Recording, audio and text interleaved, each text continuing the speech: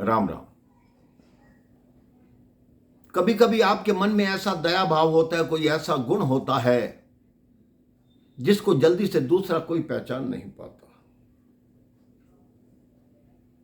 एक युवा लड़का था, उसकी उम्र 25-26 साल हो गई थी।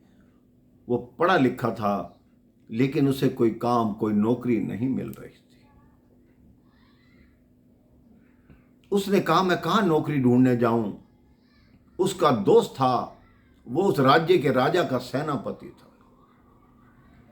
उसने अपने मित्र सेनापति से कहा कि मुझे कोई अपने राज्य में नौकरी दिलवा दो, तुम तो सेनापति हो। सेनापति ने पूछा, तुम्हें क्या कार्य करना आता है? उस लड़के ने कहा, थोड़ा थोड़ा कार्य मैं सब कर लेता हूं, लेकिन किसी भी कार्य में पारंगत नहीं। सेनापति ने कहा, फिर मैं तुम्हें कैसे कार्य पर रखवाऊं? ठीक है, मेरे राजा बहुत अच्छे हैं, मैं तुम्हें एक बार अपने राजा से मिलवाता हूं। राजा ने पूछा, तुम क्या करना जानते हो? उसने वही बात कही कि मैं थोड़ा थोड़ा सब कुछ जानता हूं, लेकिन किसी कार्य में पारंगत नहीं हूं। अगर आप मुझे नौकरी दे देंगे तो मैं मन लगाकर कार्य करूंगा और उस कार्य में पारंगत हो जाऊंगा।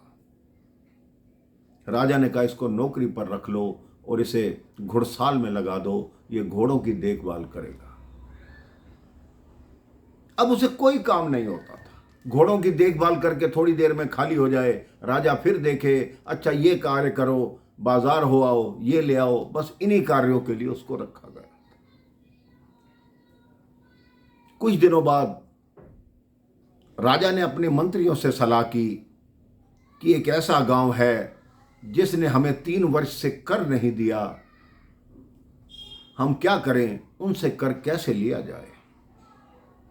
तब सब ने देखा, कहते ये लड़का खाली घूमता रहता है इधर उधर, इसे ही उस गांव में भेजो, जाके वहां से सारा कर ले आए। उसको बुलाया गया कि तुम्हारे लिए एक कार्य है जो तुम्हें पूर्ण करके आना है। तुम्हें उस गांव में जाना है जो उस पहाड़ की तलहटी में है। ये उन लोगों की सूची है जिन्होंने हमारा कर नहीं दिया। जाओ, उनसे कर वसूल करके लाओ। वो लड़का खुशी खुशी जाने को तैयार हो गया।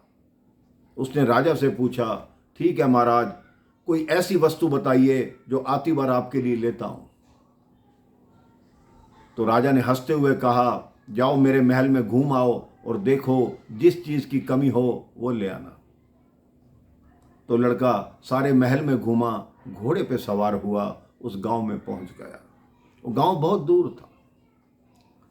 वहां पहुंचते हुए रात्रि हो गई। रात्रि उसने वहीं विश्राम किया। सुबह सब गांव वालों को एकत्रित किया कि राजा ने मुझे भेजा है और ये सूची है। गांव वाले बेचारे पंक्ति लगाकर खड़े हो गए, उसके सामने रोने लगे कि हमारी फसल 3 साल से खराब हो रही है, हमें खाने के लिए हम मोहताज हैं, पाई पाई के लिए तरस रहे हैं, हम राजा का कर कहां से दें। वो शाम तक सोचता रहा कि इन बेचारों के पास कर है नहीं और राजा है कि कर मांग रहा है। सायं समय था, अग्नि जल रही थी। तो इस लड़के ने कहा, ठीक है, मैं राजा की तरफ से तुम्हें विश्वास दिलाता हूं तो तुम्हें कोई कर नहीं देना। वो सब खुश हो गए।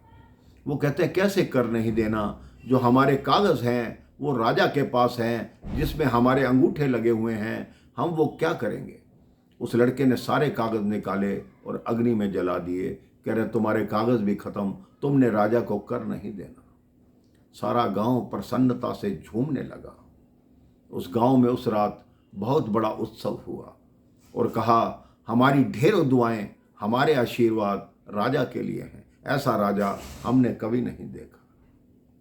अब वो लड़का वापस लौट आया। राजा कहता, हाँ बताओ, कर ले आए? कितना धन एकत्रित किया? लड़के ने कहा, उन गांव वालों के पास आपको देने के लिए एक पाई भी नहीं है। वो बेचारे 3 साल से अपनी फसल को रो रहे हैं, उनकी कोई फसल नहीं हुई, लेकिन आपके महल के लिए एक बहुत बढ़िया चीज लाया हूं।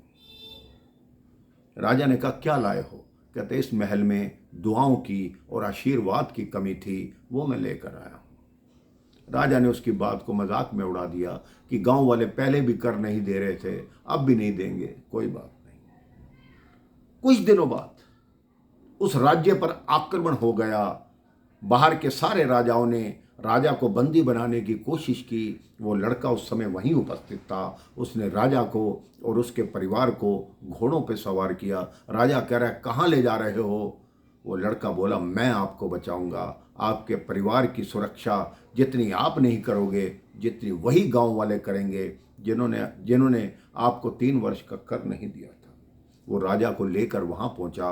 वहां पहले ही समाचार था कि वो लड़का राजा जी को लेकर आ रहा है। सारे गांव वाले एकत्रित हुए। उन्होंने राजा का बहुत बड़ा स्वागत किया और कहा, राजा जी आप चिंता मत करो, कोई भी राजा, कोई भी सेना आपको यहाँ हानि नहीं पहुंचा सकती।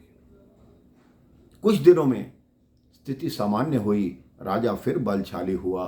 राजा अपने राज्य में पहुंच गया और उस लड़के को कहा, जो तुम्हारे में गुण है वो किसी में नहीं, मैं आज से तुम्हें अपना महामंत्री नियुक्त करता हूं। उस लड़के को महामंत्री बना दिया गया। कभी जीवन में ये मत सोचिए मेरे भाई बहन कि मुझे कुछ नहीं आता। कोई ना कोई ऐसा गुण आपके भीतर होता है जिसको आप देख नहीं पाते, जिसको लोग पहचान नहीं पाते।